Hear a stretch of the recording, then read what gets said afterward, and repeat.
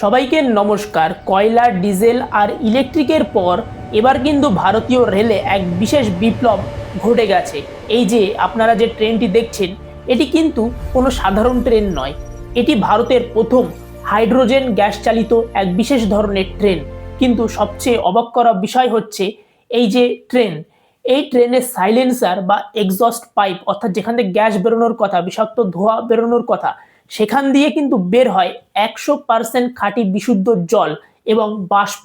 এবং এই ট্রেনটিকে কিন্তু ভারতের হরিয়ানায় প্রধানমন্ত্রী নরেন্দ্র মোদী ফ্ল্যাগ অফ করেছে অফিসিয়ালি।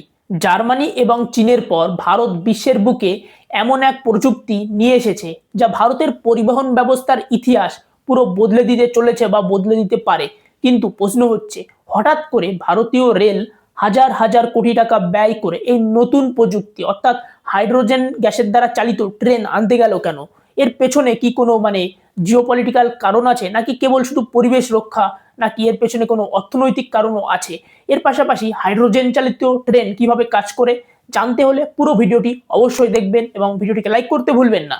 আসলে আমাদের যে মহাবিশ্ব, এখানে কিন্তু সব থেকে বেশি পরিমাণে যে গ্যাসটি আছে সেটি হচ্ছে হাইড্রোজেন।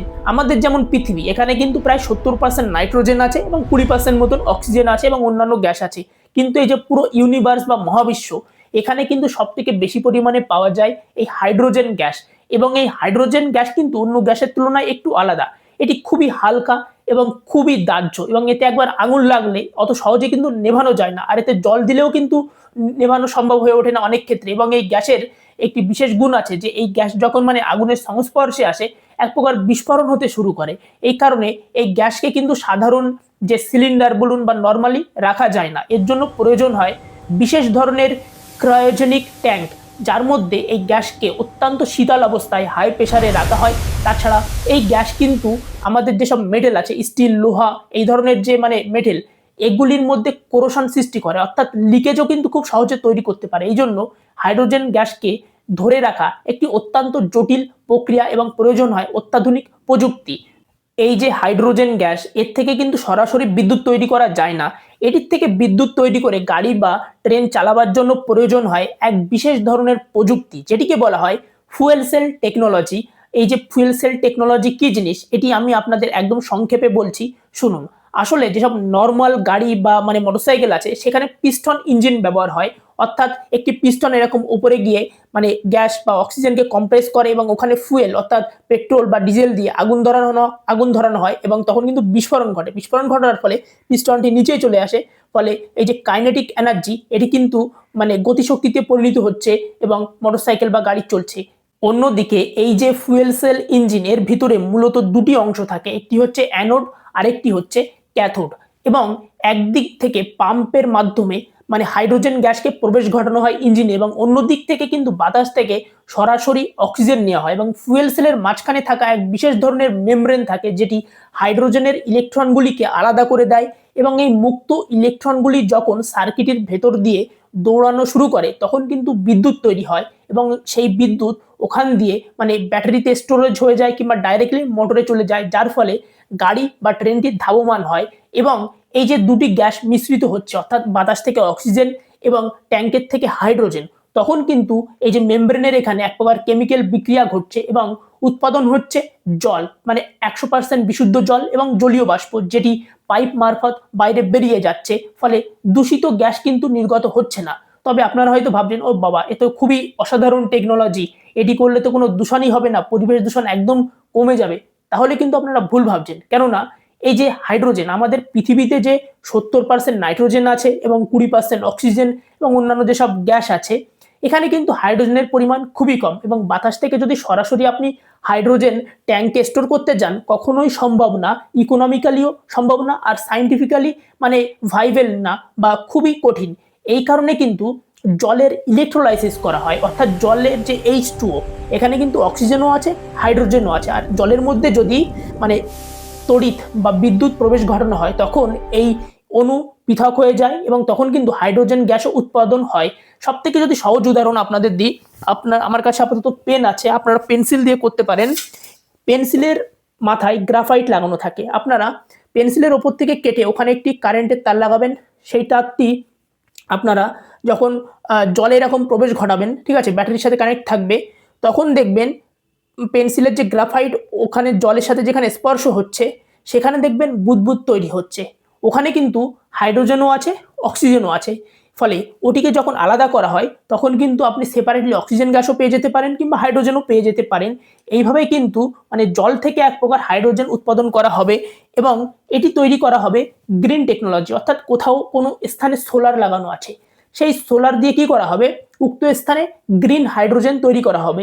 ফলে আমরা কয়লা পুড়িয়ে বিদ্যুৎ উৎপাদন প্রথমে করা হচ্ছে না এবং সেই বিদ্যুৎ দিয়ে মানে ইলেকট্রোলাইসিস করা হচ্ছে না, সোলারের মাধ্যমে বিদ্যুৎ তৈরি করা হচ্ছে প্রথমে, তারপরে ওই বিদ্যুৎ দিয়ে জল থেকে হাইড্রোজেন গ্যাস তৈরি করা হচ্ছে। এটিকেই কিন্তু বলা হচ্ছে গ্রিন হাইড্রোজেন, কেননা বিভিন্ন ধরনের হাইড্রোজেন হয়, পিঙ্ক হাইড্রোজেন, ব্ল্যাক হাইড্রোজেন এই ধরনের।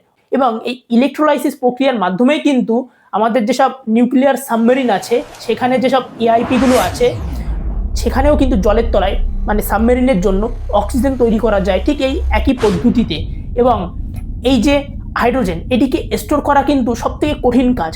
এবার আসা যাক সবথেকে গুরুত্বপূর্ণ প্রশ্নে, যে ভারতের কাছে যখন এত বড় ইলেকট্রনিক রেল নেটওয়ার্ক আছে তার সত্ত্বেও ভারতকে এখন কেন আলাদাভাবে এই হাইড্রোজেনের ট্রেনের প্রয়োজন পড়েছে, এর পেছনে কিন্তু রয়েছে একটি বড় আন্তর্জাতিক অর্থনৈতিক কারণ। আসলে ইউরোপ এবং আমেরিকার মতো যেসব উন্নত দেশ আছে সেগুলি কিন্তু খুব তাড়াতাড়ি নিজেদের দেশে কার্বন বর্ডার ট্যাক্স নিয়ে আসতে চলেছে, আর এটি আসলে কিন্তু ভারতের উপরে চাপ বৃদ্ধি পাবে।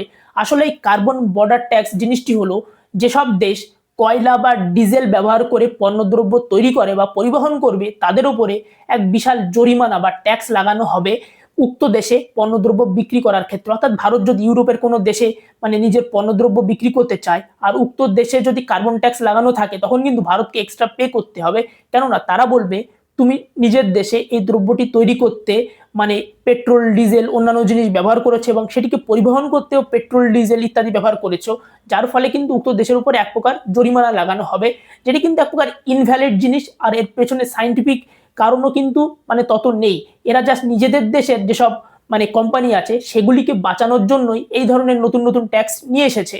আর ভারত যদি তার এক্সপোর্ট বা রপ্তানির বাণিজ্য বাঁচাতে চায় তবে ভারতের লজিস্টিক এবং পরিবহন ব্যবস্থাকে সম্পূর্ণ গ্রিন বা কার্বন মুক্ত করতে হবে। আর এই কারণেই কিন্তু ভারতে এই যে হাইড্রোজেন চালিত ট্রেন, ফলে 2070 সালের যত কাছে আমরা যাব ততই দেখবেন যে ভারতে কিন্তু এই ধরনের নতুন নতুন টেকনোলজি আসতে চলেছে। এমনকি আপনারা কয়েক বছর পরে দেখবেন যে ভারতের এমন এমন হাইওয়ে বা রাস্তা তৈরি করা হবে যার উপরে কিন্তু ইলেকট্রিফিকেশন করা হবে, অর্থাৎ ট্রেনের উপরে যেমন তার লাগানো আছে ট্রেন ওখান থেকে ইলেকট্রিসিটি নিয়ে চলছে, অনুরূপভাবে কিন্তু রাস্তার উপরে এই লাইনগুলো বা ইলেকট্রিক লাইন লাগানো থাকবে এবং বড় বড় যেসব ট্রাক আছে তারা কিন্তু তেলের বদলে ডাইরেক্টলি ওই ইলেকট্রিক তার থেকেই কিন্তু ইলেকট্রিসিটি নিয়ে চলবে, যার ফলে কিন্তু তেল সঞ্চয় হবে এবং মানে যাতায়াত খরচ সেটিও কমবে এবং পরিবেশ দূষণের পরিমাণও কিন্তু কমবে।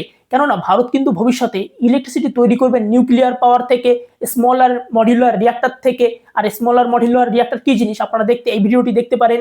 ফলে ভবিষ্যতে কিন্তু অনেক কিছু দেখবার আছে। তার পাশাপাশি ভারত কিন্তু ব্যাপক পরিমাণে অর্থ ব্যয় করে বিদেশ থেকে কাঁচা তেল কেনবার জন্য। ফলে এই হাইড্রোজেন মানে পরীক্ষা যদি সফল হয়, অর্থাৎ হাইড্রোজেন চালিত ট্রেন বা হাইড্রোজেন চালিত গাড়ি এবং ভবিষ্যতে ইলেকট্রনিক যেসব হাইওয়ে তৈরি হবে এগুলি যদি সফল হয় তখন কিন্তু ভারতের মানে এই যে অর্থ বাইরে চলে যাচ্ছে এগুলি কিন্তু আর যাবে না বা কম যাবে, তখন কিন্তু ভারতের অর্থনীতি এর থেকে অনেক লাভবানও হবে।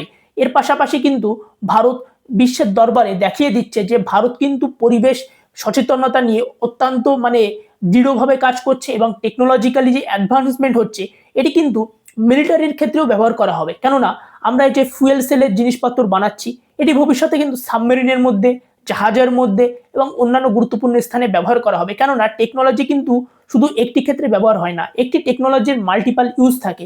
যেমন এই যে স্মলার মডিউলার রিঅ্যাক্টর এটি কিন্তু ব্যবহার করা হবে সামরিক ক্ষেত্রেও এবং সিভিলিয়ান ক্ষেত্রেও। এই হাইড্রোজেনকে কেন্দ্র করে কিন্তু ভবিষ্যতে অনেক কোম্পানি ব্যাপক ফায়দা লুটতে চলেছে ভারতে বা লাভবান হতে চলেছে। কেননা এই হাইড্রোজেনকে ধরে রাখার জন্য যে ক্রায়োজেনিক ট্যাঙ্ক হয় সেটি কিন্তু ভারতের কোম্পানিরাই মূলত বানিয়ে থাকে। যেমন ধরুন আইনক্স টেকনোলজি, এটি হচ্ছে ভারতের সবথেকে বড় ক্রায়োজেনিক ট্যাঙ্ক ম্যানুফ্যাকচারিং কোম্পানি। অর্থাৎ এরা কিন্তু লিকুইড নাইট্রোজেন, লিকুইড অক্সিজেন বা হাইড্রোজেন এগুলি ধরে রাখার যে বড় বড় ট্যাঙ্ক বা এলপিজি ট্যাঙ্ক এগুলো কিন্তু বানিয়ে থাকে। এবং ভবিষ্যতে এই যে যতই হাইড্রোজেন চালিত ট্রেন বা গাড়ি ইত্যাদির সংখ্যা বাড়বে, ততই কিন্তু এই কোম্পানিদের সেল বাড়বে। তাছাড়া গভর্নমেন্ট যদি পাইপলাইনও বানায় তাহলে কিন্তু এই কোম্পানির লাভ আরো বাড়বে। তার পাশাপাশি এই কোম্পানি কিন্তু বিদেশের বাজারে এসব ক্রায়োজেনিক ট্যাঙ্ক বিক্রি করে, অর্থাৎ মনোপলি আছে এক প্রকার। ফলে এই কোম্পানি কিন্তু ভবিষ্যতে এক প্রকার গোল্ড মাইনের মতন কাজ করবে। ফলে ভিডিওটি আপনাদের কেমন লাগলো অবশ্যই জানাবেন। চ্যানেলটিকে সাবস্ক্রাইব করতে ভুলবেন না, ভিডিওটিকে লাইক করবেন অবশ্যই। থ্যাংক ইউ, ধন্যবাদ।